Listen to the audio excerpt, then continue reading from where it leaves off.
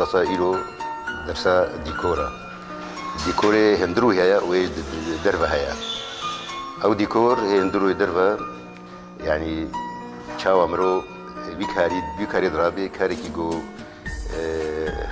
خدمتها مالي بكي إنسان بكي وناحية جمالية دجي قولو تشتكي خوشكو باقج در بكبي خود كاري ماشي أمواهين دكن سلبي كاري لأنه كاريكي روجانيا كار دوام ببي حفتية أو جي كاري أول مثلا شاو سر كرتون أخوة كاربيني وإخراج بكي بخامة قلمي بشرة بتحبيري بشرة بألوانها وفي كاري دوام ببي وحياة داوي كشتي جو داوي خلاص دبي أم بكاري واناكي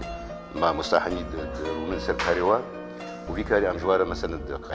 قيمين إن بك شا قرتي شاوا بيش كتيا شكي ما تيوي هنا أم جير بجنهم علامات وينات الدنيا وأفكار في مشروعي خلاص. ديكورنا هذا ديكور عمارة